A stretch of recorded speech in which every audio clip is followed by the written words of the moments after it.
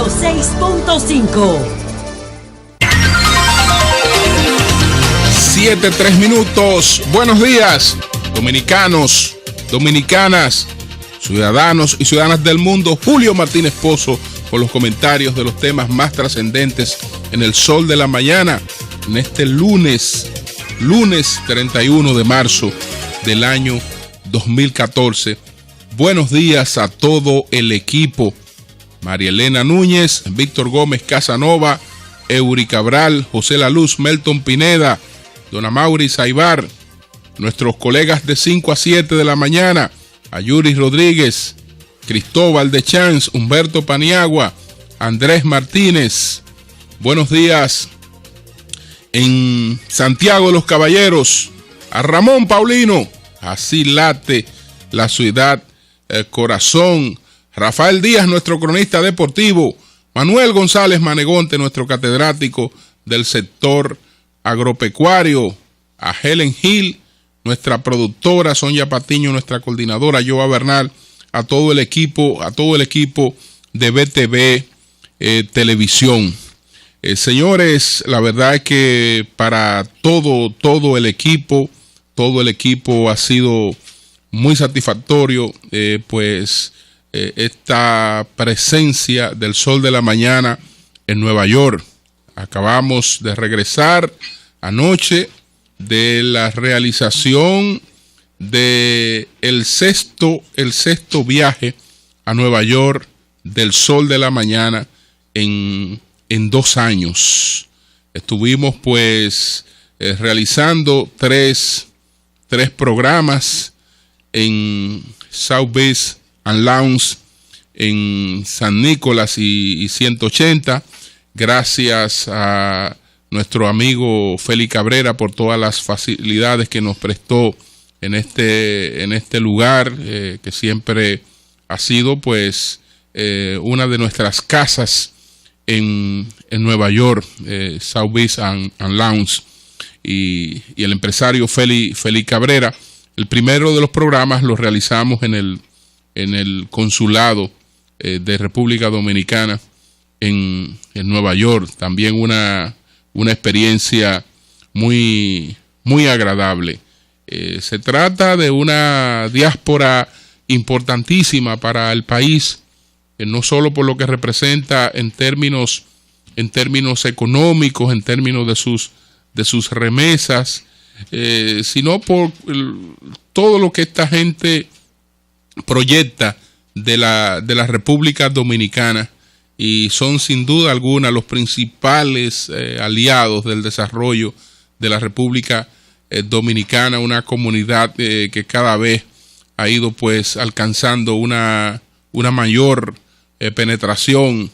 Le deseamos suerte al senador Adriano Espaillat, que estuvo con nosotros y que nueva vez trata de desplazar al representante Charles Rangel de la Cámara de Representantes de los Estados Unidos. Una gran entrevista que sostuvimos con él en el Sol de la Mañana, así como muchas entrevistas importantes que iremos ampliando y comentando.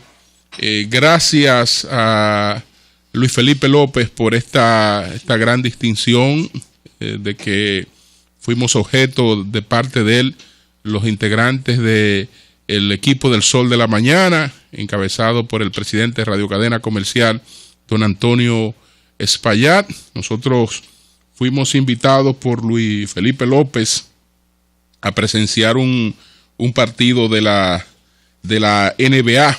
Estuvimos en el estadio de los Nets, de este estadio que se llama el Barclays Center, que está ubicado en Brooklyn, y allí estuvimos en un lugar muy privilegiado, presenciando un gran partido de la NBA. Y entonces ya esto se ha ido convirtiendo en una tradición, porque esta vez fuimos objeto de esta distinción de Luis Felipe Aquino, todo el equipo del Sol de la Mañana. Y entonces en las 2 oportunidades anteriores también hemos recibido distinciones similares. En el viaje anterior, don Alfonso, Alfonso Soriano nos invitó al Yankee Stadium, también en las mismas condiciones, en asiento VIP, con todas las facilidades para uno poder disfrutar estos partidos.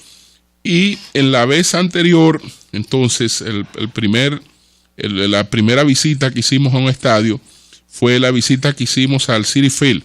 Al Citi Field nos invitó Félix Cabrera. De manera que aprovechamos, ¿no?, esta gran agenda de trabajo de todo el equipo del Sol de la Mañana para tener oportunidades como esta de conocer, de disfrutar un poco de estas maravillas. Pero bueno, ya iremos comentando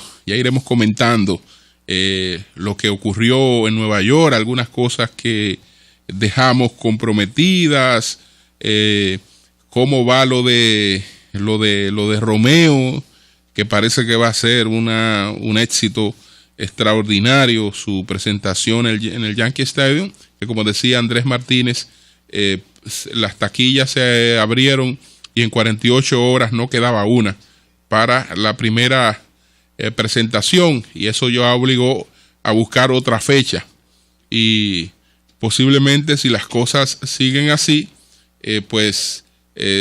se separen 2 fechas más, y esto establecería sin duda alguna que un récord. Muchas cosas importantes, pero permítanos comentar algunos temas locales que son también muy importantes. Son las 7:10 minutos. El sol de la mañana. El sol de la mañana. El sol de la mañana. Señores, a las 7:10 minutos, hoy a las 11 de la mañana, está citado a comparecer ante la Procuraduría General de la República el general retirado Ramiro Matos González, que tiene que responder a una querella que ha interpuesto la diputada Minú Tavares Mirabal y su hermano Manolo Tavares Mirabal, que acusan al general retirado Ramiro Matos González de ser el responsable de el asesinato de su padre 50 años atrás,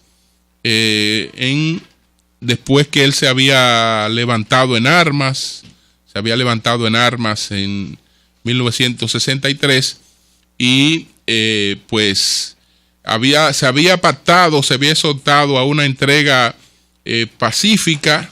Ellos ya estaban imposibilitados de continuar en el campo de batalla, no tenían alimentos, estaban en una situación sumamente difícil, y entonces esto coincidió con un planteamiento de que se entregaran, que iban a ser respetadas las vidas. Se entregaron y lo fusilaron. Y entonces, entre ellos a Manolo Tavares Mirabal, y el comandante de estas tropas era Ramiro Matos González, por lo que los 2 hijos de Manolo Tavares Mirabal, 50 años después, acusan a Ramiro Matos González del asesinato de su padre. Yo quiero dejar algunas preguntas abiertas. La diputada Minú Tavares Mirabal, desde Santo Domingo, conversó con nosotros estando en Nueva York, y nos dio una buena entrevista expresándonos su punto de vista sobre este asunto. Entonces, ¿qué ocurre? A la pregunta de qué puede pasar con este querellamiento, porque ustedes saben lo que establece el Código Penal en la República Dominicana. Todos los crímenes perimen 10 años después si esto no ha tenido un seguimiento. Es decir, si usted no ha presentado una querella o no ha mantenido un expediente abierto sobre un caso, si el caso es ordinario, 10 años después perime. Aquí han pasado 50 años. Para evitar que este caso pues pueda considerarse como un caso que ya ha perimido, entonces lo que alega Minú Tavares Mirabal es que se trata de un crimen de lesa humanidad. Pero, ¿qué ocurre? Ciertamente los crímenes de lesa humanidad no prescriben. No prescriben. La pregunta que todavía mantengo abierta es: ¿quién puede determinar, quién está en capacidad de determinar cuándo un crimen puede estar bajo esta categoría? Porque si la oportunidad de determinar eso es la del Ministerio Público, si el Ministerio Público tuviera, digamos, libertad de establecer ese tipo de calificaciones, pues bien pudiera ser que ocurra con este caso y que ocurra con cualquier otro caso que por otra razón se haya considerado perimido, que se le considere de lesa humanidad y entonces se conozca y se juzgue en los tribunales, aunque haya pasado tanto tiempo como el que ha pasado después del asesinato de Manolo Tavares Mirabal. La situación, para mí desde el principio, y en un comentario anterior lo había establecido, es un poco difícil. Un poco difícil porque, ¿qué ocurre? ¿Cuál es la justificación para presentar una querella 50 años después de un hecho, cuando usted ha sido una persona que ha estado activa en la vida política nacional, como ha ocurrido con Minú Tavares Mirabal, y activa en la vida empresarial dominicana, como ha ocurrido con su hermano, en ejercicio pleno de sus derechos y de sus libertades para hacer cualquier cosa? Que una justificación pudo ser que este país en estos 50 años ha estado bajo una dictadura y esa dictadura ha impedido la canalización en justicia de hechos importantes. Pero resulta que en estos 50 años el país no ha vivido bajo una dictadura, sino que lo que se ha producido en la República Dominicana ha sido una consolidación de el sistema democrático, y de esa consolidación en el sistema democrático, Minú Tavares Mirabal ha tenido una participación tan activa que es diputada de varios periodos. Es decir, que no se trata de gente que estaba imposibilitada de presentar una querella, que estaba imposibilitada, que bueno, hay una situación tan difícil que esa querella la exponía a persecuciones, pero nada de eso. Nada de eso. Es decir, que no hay un impedimento. Ellos no tenían impedimento en todo este tiempo para hacer lo que hicieron ahora. Y sin embargo, no lo habían hecho. La justificación podría ser que no tenían 10 años después del crimen, 20, 30 o 40 o 45, ellos no tenían los detalles que tienen ahora.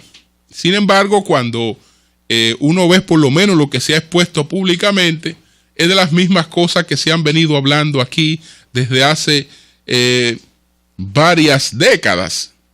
Entonces, por eso es que yo creo que esto no va a prosperar.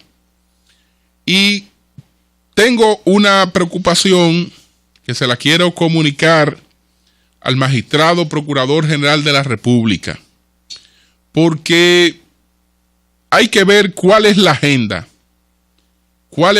en estos momentos. El doctor Francisco Domínguez Brito, todo el mundo sabe que va a presentar, porque tiene derecho a eso y además tiene mérito y tiene apoyo y tiene una imagen envidiable, va a presentar un proyecto presidencial. Es decir, el doctor Francisco Domínguez Brito será uno de los aspirantes presidenciales del Partido de la Liberación Dominicana. Eso debe ocurrir a más tardar en el mes de agosto. Es decir que me imagino que el doctor Francisco Domínguez Brito agota los últimos meses de su agenda en la Procuraduría General de la República. No porque nadie lo vaya a sacar, ni porque hayan rumores, ni porque hay nada de eso, porque yo no me he enterado de que haya nada de eso, sino por el hecho de que si él tiene un proyecto presidencial, ese proyecto presidencial no puede ser llevado a cabo siendo a la vez Procurador General de la República, porque ahí habría conflictos muy fuertes. Entonces, incluso la propia ley lo impide. De manera que vemos que están ocurriendo una serie de cosas que no habían ocurrido en el pasado, y hay que ver si es que él piensa que en poco tiempo dejará estas cosas concluidas o si son parte de una estrategia para posicionar a una persona que combate a la corrupción, que enfrenta el crimen, que tiene posturas determinadas frente a la sociedad. Hay que ver en qué cosa estamos parados, porque el hecho de que la Procuraduría Fiscal le haya dado aceptación a esta querella y haya empezado esta investigación, esto es contraproducente. Esto es contraproducente porque ese es un asunto que no va a llegar lejos, señores. Eso no va a llegar lejos y ahí no hay posibilidad de que eso realmente pase de lo mediático y de la imagen que eso puede dar en términos mediáticos. Lo propio entonces ha ocurrido cuando dábamos la noticia desde Nueva York de lo que pasó la semana pasada en el INAPA, una investigación del Departamento de Prevención de la Corrupción Administrativa llevada a cabo de manera atropellante, sin la menor necesidad, porque lo que requiere el Departamento de Prevención de la Corrupción Administrativa, si fuera a procesar a un funcionario que administra recursos en una institución, es una auditoría. A una institución no hay que ir con un despliegue militar, hacer un operativo, un descenso con toda esta espectacularidad. No. Lo que usted requiere es meter ahí 2 o 3 auditores y a examinar y solicitarle a la Cámara de Cuentas una auditoría, y en base a esa auditoría usted puede basar cualquier situación. Sin embargo, se produce una cosa como esta. Entonces estamos hablando de un procurador que está persiguiendo los crímenes del pasado, un procurador que está persiguiendo a funcionarios actuales del gobierno y un procurador que está persiguiendo a exfuncionarios de la administración de Leonel Fernández. Es decir, estamos hablando en términos de la imagen de una cosa como la que la sociedad quisiera y aspirara. Que por eso es que yo quiero saber ante qué estamos. Si ante medidas de posicionamiento o ante procesos reales. No me atrevo a hacer una afirmación. La dejo como interrogante porque no quiero ser injusto y ojalá que esté equivocado. 7:22 minutos. El sol de la mañana. El sol de la mañana. El sol de la mañana. Me permito un resumen político. Empiezo por un planteamiento que ha hecho Hipólito Mejía y su convergencia en una movilización en la zona metropolitana. Ellos han estado haciendo marchas y caravanas, etcétera. Entonces, decía Hipólito Mejía que los aspirantes a puestos electivos del PRD pueden contar con el apoyo de la convergencia. Es decir, que los que apoyen la convergencia los va a apoyar en sus aspiraciones. Eso suena muy bien. Pero Eso políticamente no funciona. Eso no funciona. ¿Por qué no funciona? Porque vamos a ver el caso de un síndico. Vamos a poner el caso del síndico del municipio de Yaguate, un ejemplo solamente. Yo quiero ser síndico del municipio de Yaguate. Y como estoy con Hipólito, yo me voy a buscar el apoyo de la Convergencia. Y también el apoyo del PRD. Eso es imposible. Eso es imposible. ¿Por qué? Porque para que los votos de la Convergencia, a los partidos que apoyen a la Convergencia, se lo cuenten a un aspirante del PRD, el PRD ha tenido que suscribir un acuerdo de alianza previo con esos partidos. Y si el PRD, encabezado por el ingeniero Miguel Vargas, no se sienta y suscribe un acuerdo con un partido político, el acuerdo no existe. Entonces, si el acuerdo no existe y Helen Gil es la candidata a síndico de Yaguate y yo voy y voto los votos que le voy a dar a ella en la Convergencia, a la hora de la hora quien va a ganar la sindicatura es otra persona, porque esos votos de los partidos de la Convergencia no se le podrán contar a los candidatos presentados por el PRD porque no hay acuerdos con ellos. Ni lo habrá, porque dice Hipólito que estos partidos de la Convergencia se han creado y van a actuar para enfrentar al PRD, y él incluso se ha dirigido en términos muy fuertes contra el PRD, y ahora en estas mismas declaraciones contra el PRD Miguel Vargas. Entonces ese es un negocio que nadie que tenga experiencia política lo va a aceptar. ¿Cómo Chacho Landestoy, por ejemplo, va a aceptar que lo postulen los partidos de la Convergencia? ¿Para qué? Para que le saquen votos del PRD a él, se lo echen a esos partidos y entonces esos votos no se le puedan contar y venga y le gane el candidato del PLD. No, Chacho Landestoy necesita que todos los votos que él vaya a recibir o estén en el PRD o estén en un partido que tenga un acuerdo de alianza con el PRD, porque así es que se le cuentan a él. De manera que eso que ha dicho Hipólito es un disparate.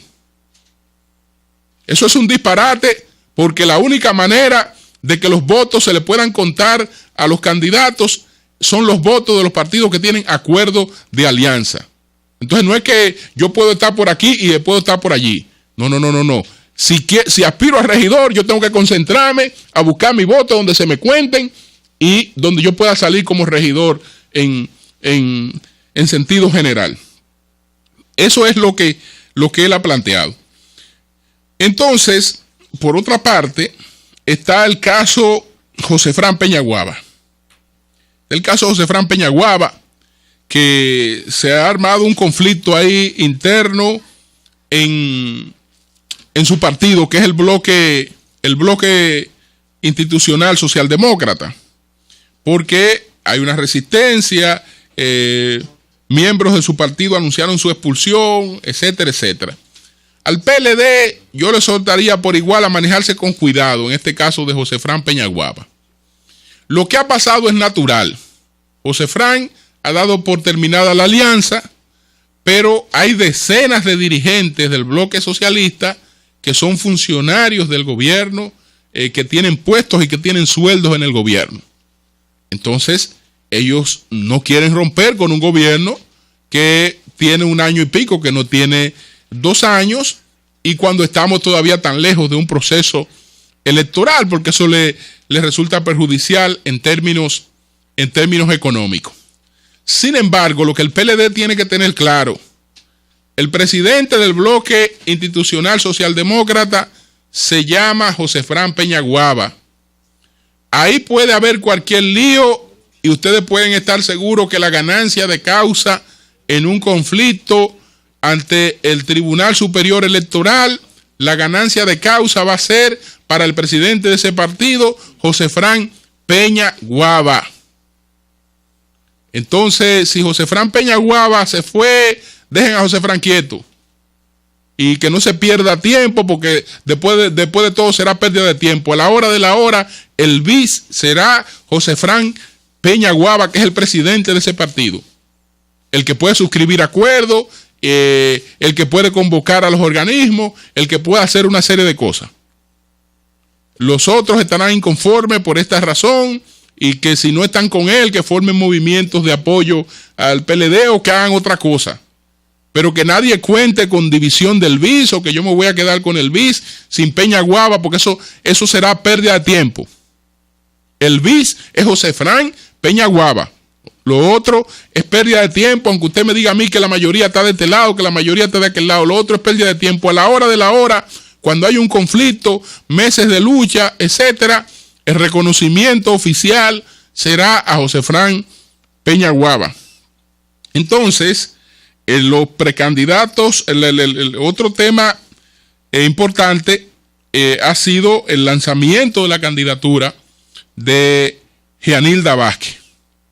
Cuando Gianilda Vázquez ha anunciado su aspiración presidencial, lo ha hecho en el PRD. Ella va a ser aspirante presidencial del PRD, lo que quiere decir que ella toma el mismo camino que han tomado ya varios dirigentes del PRD, de olvidarse, echar a un lado la diferencia con Miguel Vargas, ejercer esas diferencias, pero en el PRD, no en la convergencia. No en la convergencia, lo que quiere decir que este movimiento se debilita cada vez más, y eso seguirá ocurriendo en la medida en que la gente siga reconociendo el peso de las siglas. En el PLD las cosas siguen bastante activas entre sus aspirantes presidenciales. Hay gente también que le gusta perder el tiempo, que le gusta buscar elementos de distracción, como ha ocurrido con lo que están haciendo con algunas vallas y promociones ahí en Santiago, de que promoviendo a Leonel y a Danilo a la vez, etcétera, etcétera. Una cosa que no tiene, que carece totalmente de sentido. Como elementos importantes está el hecho de que Euclides Sánchez, el senador de La Vega, ha anunciado su respaldo al aspirante presidencial Francisco Javier García. Euclides es un líder importante del PLD en La Vega, es el senador del PLD en La Vega. Él ha anunciado su respaldo a Francisco Javier García. Por otra parte, el doctor Reinaldo Pared Pérez estuvo en contacto con dirigentes del Partido de Liberación Dominicana en San Pedro de Macorís, donde ha ocurrido con él lo que viene ocurriendo en los lugares donde ha estado presente hasta este momento, que va reuniendo un endoso que es un endoso determinante. Él, ustedes recuerdan que arrancó con 14 senadores cuando presentó cuando hizo el anuncio público de sus aspiraciones. Arrancó con 14 senadores. Ahora esos senadores son 15. Y tanto ha crecido la cantidad de senadores como la cantidad de diputados y la cantidad de síndicos que le respaldan. Pero más que esto, lo que se está produciendo en las estructuras del partido también viene siendo prácticamente una situación consensuada. Radamés Segura, que ha dicho que no le preocupa, digamos, una eventual presentación de Leonel Fernández, y que sigue reuniendo sus apoyos, y por igual Juan Temito Cresmontá, que ha seguido su trabajo ampliamente. Son las 7:32. Cambio y fuera, Mauri.